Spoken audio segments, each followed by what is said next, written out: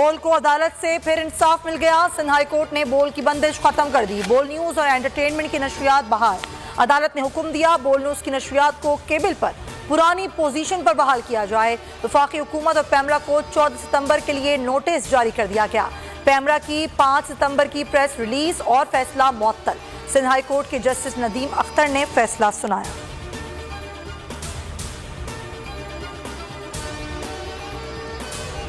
कौमी असम्बली की कायमा कमेटी बराए इत्तलात के इजलास में बोल न्यूज की बंदिश की गूंज। कमेटी ने डीजी पैमरा से वजाहत तलब कर ली।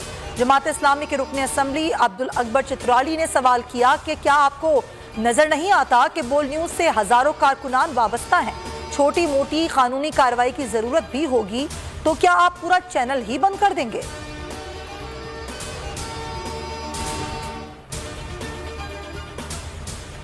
नैब तरमीमी बिल के करिश्मे, मुल्जिमान कानून के शकंजे से आजाद होने लगे। रमजान शुगर मिल्स में शहबाज शरीफ और हमजा की 35 करोड़ की करप्शन।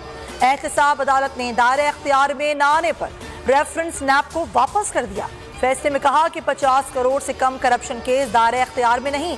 सलीम मांडीवाला और एजाज हारून को भी रिलीफ मिल गया। इमरान खान का तहरीरी जवाब इस्लामाबाद हाई कोर्ट में जमा। तौहीन अदालत केस में जज से मुतालिक अल्फाज पर गहरे अफसोस का इजहार। कहा गैर इरादी तौर पर मुंह से निकले अल्फाज पर गहरा अफसोस है। जज के जज्बात मजबूर करना मकसद नहीं था। तनकीद करने वाले सियासी मैदान से बाहर करने की ख्वाहिशमंद हैं। दलाल चौधरी ने बयान पर कभी अफसोस जाहिर नहीं किया।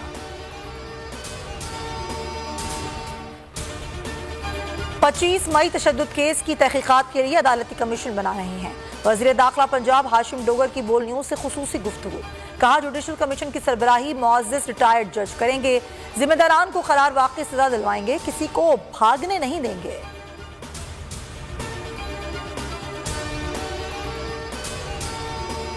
कराची में मोटरसाइकिल सवार लुटेरों को काबू करने के लिए मोटरसाइकिल फोर्स बनाने का फैसला। शाहीन फोर्स बरवक्त रिस्पॉन्स देगी।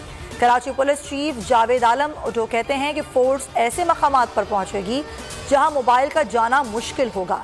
जवान जदीद असलहा, बुलेट प्रूफ जैकेट्स और दीगर सामान से लेस होंगे। क्रिमिनल इलाके तब्दील करता है तो पुलिस भी हिकमत अमली तब्दील करती है।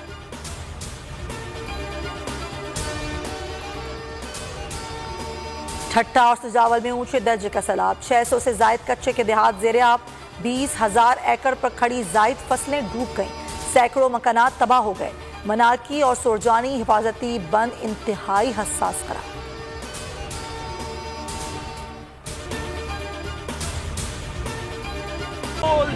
एक बार फिर नंबर 1।